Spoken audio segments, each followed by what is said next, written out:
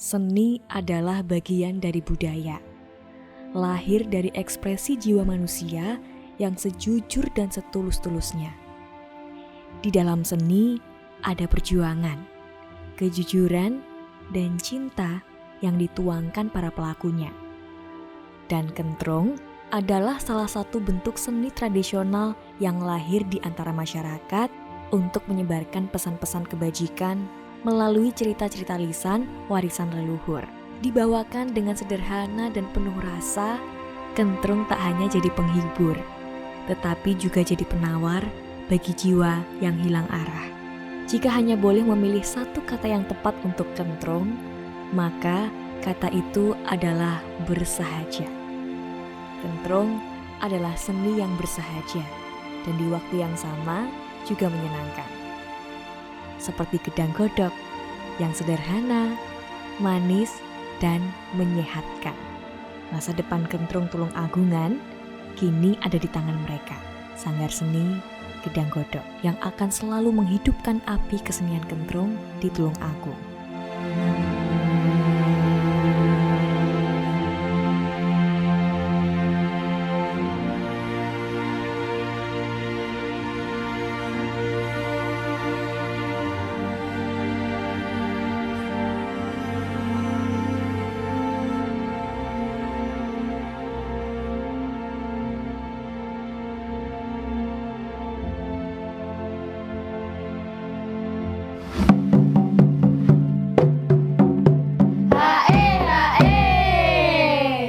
Ngudarasa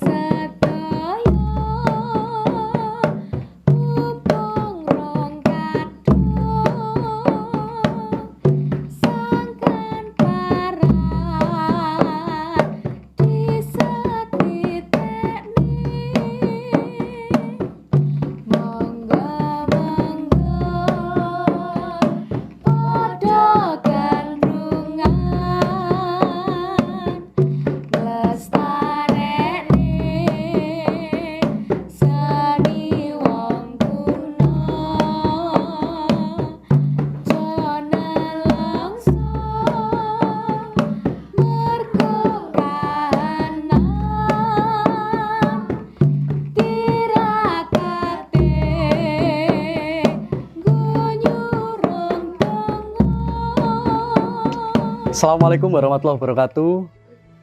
Saya Yayak Priyasmara, pengasuh di Sanggar Seni Gedang Godok Campur Daerah Tulungagung yang bergerak di bidang kentrung dan teater. Sanggar Seni Gedang Godok ini berdiri tahun 2011. Dulunya itu ekstrakurikuler di SMP 2 Campur Darat. Akhirnya pada 2016 kita keluar, kita bedol ke masyarakat, kita jadi sanggar mandiri di masyarakat, nguri-nguri kentrung sekaligus memanusiakan, mengenalkan teater lebih luas di masyarakat juga. Terus tahun demi tahun kami berkegiatan kentrung, melestarikan kentrung, baik itu kentrung tradisi maupun kentrung kreasi. Kentrung tradisi biasanya kita lakukan dengan formasi 3-4 orang, dalang dan panjaknya. Kemudian kentrung kreasi biasanya menggunakan banyak pemain menjadi aktor di depan sebagai bumbu dalam cerita kentrung itu sendiri. Adapun kentrung sendiri, kentrung menurut tinggalane wong sepuh katanya adalah lahirnya di tanah Arab, dibawa ke tanah Jawa oleh para wali untuk menyebarkan agama Islam. Jadi awal-awal kentrung datang ke tanah Jawa itu banyak sekali menjujuk ataupun datangnya di daerah pesisir utara Jawa. Makanya beberapa kabupaten yang terletak di pesisir utara seperti Jepara, Demak, Blora, dan lain-lain banyak kentrung, masih ada kentrung sampai hari ini. Di Tulungagung sendiri saya mengenal kentrung dari almarhumah Mbok Gimah yang merupakan guru kami sahabat kami sekaligus panutan kami, di mana beliau adalah salah satu maestro kentrung perempuan yang ada di Tulungagung. Beliau meninggal pada tahun 2018, kemudian sampai hari ini kami di sini melestarikan, nguri-nguri sebisa kami, semampu kami. Ya intinya pengen kentrung masih ada, tetap ada, dan harus ada sampai kapanpun. Di Sanggar sendiri, selain kentrung kami sajikan sebagai sumber agar tidak punah, jadi kayak semacam nguri-nguri, juga kami kemas menjadi sebuah pertunjukan yang lebih kekinian, lebih bisa diterima oleh remaja ataupun generasi zaman sekarang dengan banyak penambahan, misalnya seni peran, teater, terus kemudian seni musik dengan menggunakan gitar, bass, keyboard, dan lain-lain. Terus juga ditambah tari, ditambah apa, agar lebih berwarna dan lebih hidup. Karena kalau mengingat kentrung sendiri, kentrung awalnya adalah seni tutur yang berbahasa Jawa, terus kemudian biasanya semalam suntuk disajikan di kalangan orang tua untuk acara ruatan, terus kemudian nadar. Semalam suntuk biasanya dari kayak wayang tapi orang dongeng tok 2 orang kayak gitu. Mbah Gimah pun juga melakukan hal itu. Jadi kami meremajakan itu menjadi sesuatu tontonan yang lebih simpel, lebih sederhana, dan lebih bisa dinikmati oleh generasi zaman sekarang dengan formula yang lebih menarik mungkin, tapi tidak meninggalkan kaidah dari kentrungnya sendiri.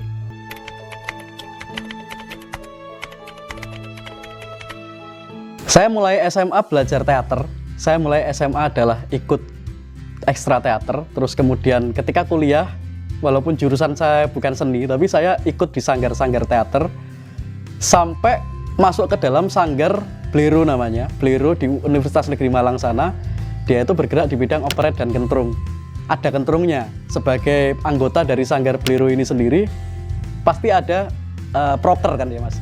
Program kerja. Program kerjanya itu namanya uklam-uklam kentrung. Melaku-melaku mencari dalang kentrung yang sepuh. Akhirnya tidak hanya Mbah Gimah di Tulungagung, akhirnya saya mendatangi kentrung di Blitar, kentrung di Kediri, bahkan sampai hari ini kami di anak-anak sanggar tetap beberapa kali mendatangi kentrung-kentrung yang ada di Jawa Tengah. Bloran, Demak, Jepara pernah kami datangi untuk sowan, beguru, ngangsu kaweruh. Terus kemudian apa sih kentrung itu? Bagaimana sih kentrung itu? Menariknya di mana sih gitu. Awalnya hanya sebagai tugas dari kampus tadi, tugas dari organisasi saya di kampus. Tapi lama-kelamaan melihat kentrung, terus berkenalan dengan dalang-dalang kentrung sepuh yang notabene sebagian besar hidupnya sederhana mas. Hidupnya sederhana, penuh dengan kelegowoan, penuh dengan apa ya, yang ibaratnya di dunia sekarang ada orang yang seputih itu aja jarang gitu. Saya menemukan kenyamanan di situ. Saya menemukan ya Allah, mbah-mbah ngene iki piye ya kok bisa hidup dengan ibaratnya tanggapan yo jarang tapi kok marem banget. Iso nguri-nguri kesenian ngene kok lego banget, atine kok nyaman banget.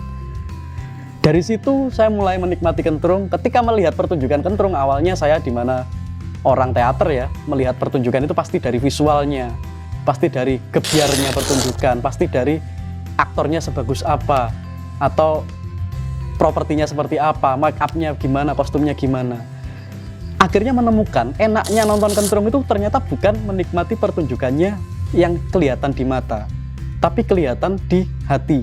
Jadi ketika kita mulai merasakan bahwa ini ya, kayak kita bisa dibawa berimajinasi. Misalnya ceritanya adalah Syekh Subakir pasang tumbal, numbali tanah Jawa itu piye carane. Kita bisa membayangkan Syekh Subakir pakaiannya seperti apa, wajahnya bagaimana.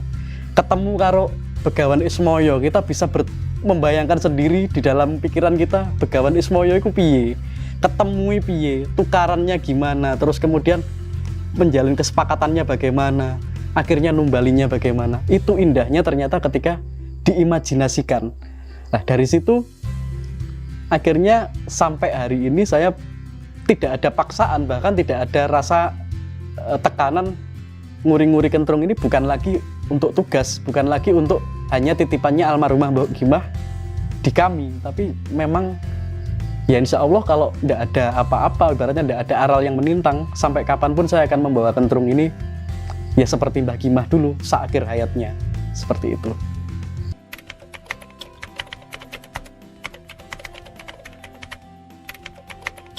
Iya, nguri-nguri kentrung di zaman sekarang dengan usia saya 36 tahun hari ini, otomatis saya dulu jurusannya geografi, pulang harapannya orang tua sebagai guru. Nah ternyata sudah kadung cinta, kadung nyantol, kadung seneng dengan yang namanya seni kentrung ini dan teater juga. Akhirnya memutuskan untuk tidak sukuan di mana-mana, tidak jadi guru lagi, akhirnya memutuskan untuk menjadi seniman. Baru 2 tahun ini saya mengganti KTP saya dengan seniman itu. Awalnya kan saya malu. Awalnya saya masih belum yakin, iya tak aku iki seniman gitu. Iya tak aku iki pengen gini apa? Siap untuk hidup seperti ini. Ya karena apa? Kalau ngomongkan kentrung, kalau ngomongkan teater, tanggapan mana ada orang yang ibaratnya duwe gawe nanggap teater. Mana ada duwe gawe nanggap kentrung yang kentrungnya cuma ibaratnya 1 jam bermain seperti kami biasanya seperti itu. Hari ini kentrung yang kami lakukan kan yang payu itu di pelestarian. Cuma ketika dinas membuat acara, ketika ada kampung kesenian, ada kampung nguri-nguri budaya seperti itu. Tapi ternyata saya lebih gila dari itu, Mas. Bahkan Gedang Godok ini tidak bayar, Mas. Jadi sanggar ini memang saya buka untuk anak-anak yang memang pengen belajar teater dan kentrung secara cuma-cuma. Setiap tahunnya bahkan kami membuat acara beasiswa kentrung itu mempelajari arek tidak ibaratnya belum tahu kesenian apapun, belum tahu kentrung, belum tahu teater untuk berlatih di sanggar selama 1 bulan, terus kami pentaskan bersama anak-anak, kami ramu arek-arek yang ibaratnya masih nol pudul tadi menjadi bisa layak untuk pentas di atas panggung, dan itu semuanya gratis. Ya akhirnya yang buat saya hidup dan buat saya makan di keluarga bukan dari sanggar. Memang sanggar ini memang ibaratnya free untuk pengabdian saya aja. Jadi kalau untuk menghidupi keluarga, dari saya ngelatih ekstrakurikuler di luar, terus kemudian saya juri misalnya, atau saya nulis naskah untuk orang lain di luar. Nah, kalau tantangan, kalau mungkin cibiran ataupun tidak percaya bahwa saya bisa bahagia dengan menguri-nguri kentrung, dengan nyanggar seperti ini, awalnya datang dari keluarga juga ada, iso aku urip koyok ngono. Bahkan punya rumah kayu, balai kayu gini aja kan sudah sesuatu yang aneh untuk orang yang seusia saya pada saat itu. Tapi ternyata saya bisa membuktikan bahwa alhamdulillah saya bisa lebih adem, lebih ayem, dan lebih bahagia ketika saya hidup seperti ini. Dengan ibaratnya dengan rezeki tetap datang, Mas. Jadi ternyata Mbah Gimah almarhum itu tidak hanya meninggalkan ilmu kentrungnya untuk diwarisi, tapi juga meninggalkan rezekinya juga. Ternyata ada juga apalagi kentrung hari ini kan sudah masuk warisan budaya tak benda. Jadi Tulungagung memang belum terlalu care ataupun aware ataupun ngopeni yang kaitannya dengan menampilkan kentrung di semua event-event kabupatennya. Tapi ternyata di nasional, di lingkup Kemendikbud dan lain-lain, malah kentrung itu malah salah satu yang sedang diperhitungkan. Mungkin kalau bisa disebutkan, kami di 3 tahun ini, kami kemarin dapat peserta terbaik lomba Festival Panji di Malang, di mana yang lain-lain itu menampilkan kesenian-kesenian yang total di panggung, drama tari dan lain-lain. Kami cuma duduk bersembilan, ngentrung, tidak ada aktingnya, tidak ada apanya, ternyata juga masuk ke peserta terbaik. Terus tahun lalu kami juga berangkat ke Jakarta, di syuting di Indonesiana TV-nya Kemendikbud untuk menampilkan kentrung tradisi untuk acara Sloka Budaya di sana. Ada 8 penutur dari nasional yang salah satunya adalah kentrung kami. Seperti itu.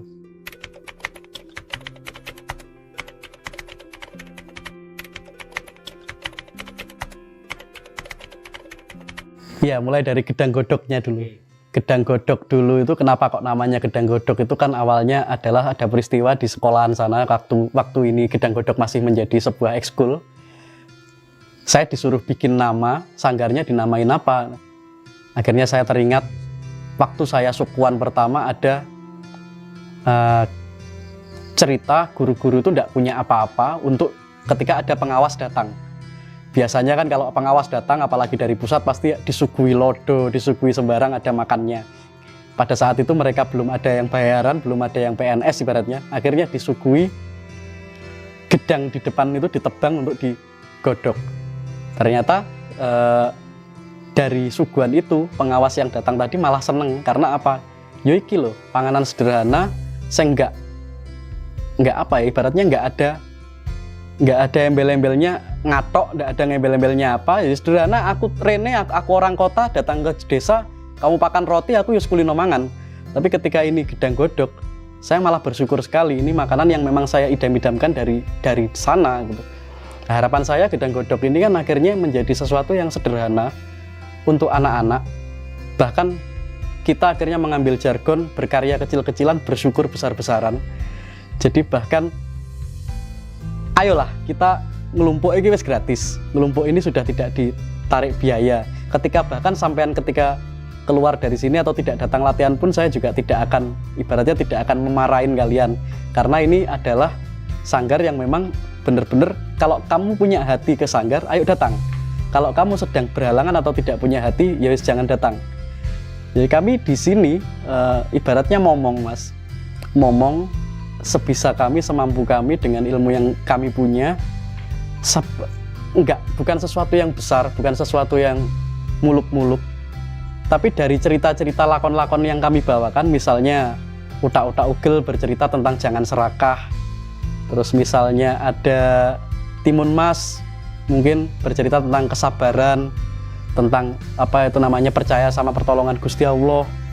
Terus nanti ada cerita lagi yang mengharuskan kita untuk hidup, bagaimana hidup hemat, hidup rajin, hidup selalu istiqomah di jalan kebenaran, selalu seperti itu.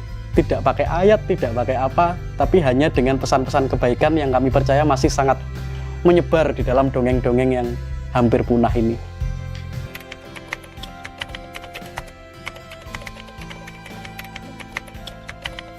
Saya sangat bersyukur sudah mengenal kentrung, sudah mengenal almarhumah Mbah Gimah yang saya anggap sebagai ibu saya sendiri, yang saya anggap jadi ketika akhirnya saya cocok dengan Mbah Gimah ini bahkan kayak ibu, Mas. Jadi setiap 1 minggu itu, misalnya dalam 1 minggu saya ke sana bisa 5-6 hari. Tiap malam saya ke sana, tiap malam saya temani di sana. Bahkan banyak sekali apa ya, budi mungkin tata krama atau figur seorang ibu ini telah, Bu Gimah sendiri ini telah menginspirasi bagi saya bahwa ternyata masih ada orang seperti ini di dunia ini. Ada momen di mana gini, Mas, ada momen ibu itu kedatangan tamu. Sore hari kedatangan tamu dari Surabaya untuk meminta ibu ngentrung selama 15 menit. Direkam. Kalau nggak salah dari Balai Bahasa. Terus kemudian direkam, ibu ngentrung, setelah ngentrung orang itu pulang. Ngamplopi kan ya, ngamplopi ibu ini tadi. Dibuka, isinya 1.500.000. Nggak pakai lama, Mbah Gimah ini langsung memanggil tetangga kiri kanannya. Mbah Ika, siapa? Ki rezeki 100 sampai tertinggal 100.000. Dan ini saya melihat sendiri, menyaksikannya sendiri. Dan beliau ngomong rezeki ku iso mateni, iso nguripi le. Rezeki itu bisa menghidupi, bisa membunuh. Biasanya ibu itu ngentrungnya sewengi kuwi dibayar 1.500, iku esuk didum loro karo Pak Bibit. Lah iki mang kon ngentrung 15 menit kok. Apa jenenge? Kok dikai semene. Engko gek iki titipan wae. Engko gek iki asline rezekine tangga-tanggane ibu. Ya wis tak dum. Ada banyak sekali momen kayak gitu yang membuat saya menangis di tempat pada saat menyaksikan seenak wong koyo ngene iki. Bagaimana terjadi orang mati dengan rumahnya aja masih ibaratnya masih apa ya, yang di tanahnya orang dia membangun rumah seperti itu. Mbah Gimah itu kondisinya seperti itu, Mas. Tapi beliau masih bisa berpikir untuk tetangganya. Wong iki ngrestarekne kentrung kebiyen dan akhirnya menjadi figur yang seperti ini. Kalau saya untuk seperti itu sulit banget, pasti akan nggak mungkin aku iso koyo ngono. Tapi mosok saya nggak ono sing nurun aku sama sekali. Mosok saya aku sih tetep ibaratnya seserakah atau seapa yang dulu ketika wis cara kasar wis menganggap orang ini sebagai guru saya. Jadi kalau ngomongkan spiritual, ngomongkan apa yang sekarang turun ke saya, mungkin itunya, Mas. Mungkin bagaimana saya memperlakukan anak-anak, bagaimana saya memperlakukan ngomong di tempat ini, bagaimana saya ibaratnya tidak terlalu ulap dengan misalnya harus tanggapan di sana, harus ngini, harus nyenggek sana, nyenggek sini. Sejauh ini itu yang saya rasakan. Akhirnya saya percaya ketika saya ngentrung, sing duwe kentrung ini ora bakal menang. Itu kata-katanya almarhumah Mbah Gimah. Lelek kowe gelem nguri-nguri kentrung, sing duwe kentrung itu ora bakal meneng wae. Ora bakal membiarkan kowe kasoran. Ada kata-kata seperti itu. Yang itu sing duwe kentrung itu kan pastinya maksudnya Mbah Gimah kan Gusti Allah maksudnya. Dan itu terbukti anak-anak mungkin bisa ditanya sendiri bagaimana kami hanya syuting pakai HP dikirim ke lomba nasional. Bagaimana kami hanya tidak pakai, cara kasarnya tidak pakai sesuatu yang wah atau apa untuk membuat karya, kami kirim di lomba dan lain-lain, ternyata malah nyantol. Dan itu kayak kalau ketika pas momen-momen itu terjadi, ya saya baru langsung buka motoku, Mas. Iki sing dimaksud almarhum Mbah Gimah. Jadi ketika kita menguri-nguri kentrung, kita gelem ikhlas nggawokno kendang templing jedor ini di atas panggung dengan tidak bertendensi materi yang sangat nemen ya, ibaratnya wis niate pisan nguri-nguri budaya, niate loro adalah nyebarke tuntunan apik, niate ketelu baru golek rezeki. Kata-katanya ibu kan seperti itu. Jadi ojo sampai kok tinggal golek rezeki ini ya tetap gitu. Golek rezeki ini juga tetap, tapi yang paling utama yaitu tadi siji nguri-nguri budaya, loro adalah menyebarkan kebaikan, ketiga baru golek rezeki. Tontonan yang ngemu tatanan dan tuntunan, itulah kentrung. Almarhumah Mbah Gimah ini bagi kami adalah sosok ibu, sosok guru, sosok sahabat, sosok teman. Salah satu, mungkin tadi saya bercerita bahwa saya mendatangi banyak sekali dalang kentrung. Tapi salah satu yang melekat banget dari beliau adalah dalang kentrung yang tidak pernah pelit ilmu. Bahkan ketika ada misalnya dari SMA, anak dari SMA datang untuk penelitian kecil gitu itu ke ibu, bawa jeruk atau bawa gula gitu itu dengan membawa pertanyaan 5 gitu. Ibu memancing terus. Ayo nduk, takono neh opo? Ibu iso ngewangi opo? Mosok sampean rene mek takon ngono tok. Sampean rene iki yo gawe tenaga, iki malah nggawa jeruk barang kuwi. Ayo, lek iso ibu ngewangi, tak ewangi. Lek ibu iso sampean butuh ibu nang sekolahan tak budal rono, kayak gitu. Jadi keikhlasan beliau itu saya salurkan, saya tularkan, saya dudohne, Mas. Dudohne ning bocah-bocah sanggar ini. Di zaman ini, di jiwa zaman yang seliar hari ini, pada saat 2018 kemarin masih ada figur yang seperti Mbah Gimah ini. Bener panutan kita di dalam Islam adalah Nabi Muhammad.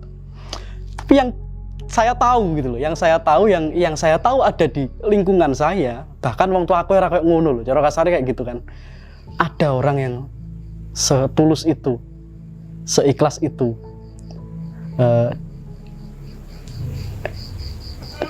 ada tamu datang langsung dia berdiri bikin kopi. Setiap hari masak 2 kilo, siapa yang datang dikasih maem. Padahal beliau sendiri ibaratnya dibilang ya mampu belum. Itu yang tak contohkan ke arek-arek. Ikulah yang bagaimana cah apa ndak pengen dadi sing model wong koyo ngene iki. Walaupun sulit untuk apa itu namanya, untuk menjadi sepertinya bener-bener bles kayak beliau itu kan ndak bisa. Kita pasti susah dengan kehidupan semacam ini, dengan tuntutan yang semacam ini. Tapi paling tidak setidaknya kita ada yang kita dapat lah dari kenalnya, daripada orang yang tidak kenal beliau itu. Kita yang sudah kenal, kita yang sudah akrab, kita yang sudah serawung sama beliau ini, paling boten itu ada sesuatu yang akhirnya kita genggam, dan ketika kita menemui masalah, ketika kita dalam pilihan, kita dalam apa, ibu berbicara di telinga kita. Itu yang saya rasakan, Mas. Bahkan untuk memilih cerita sampai hari ini pun saya mesti menunggu itu. Saya mesti menunggu ada sesuatu yang datang kerentek saya bawa cerita apa. Beliau, sekalian saja saya bilang ya, beliau ternyata tidak hanya meninggalkan ceritanya saja. Setelah 1 tahun, kira-kira 1 tahun dari kepergian beliau, anaknya yang namanya Mas Samsul itu datang, telepon saya, "Mas, sampean di rumah?" Datang, ternyata datang. "Nggih Mas, monggo." Dari mobil itu dia sudah membawa kendang, templing, jedor, alatnya ibu yang saya benar-benar tidak pernah pengen memiliki itu, tidak pernah punya angen-angen ikut ceblok neng aku dan lain-lain. Tapi ternyata alhamdulillah dititipkan sanggar untuk dikelola, untuk ibaratnya dibuat ngentrung sampai hari ini menjadi jimatnya untuk anak-anak. Nggih, matur nuwun ya, yang bisa saya sampaikan ke almarhumah ibu ya, matur nuwun semuanya yang sudah diberikannya kepada saya bersama Sanggar Seni Gedang Godhog.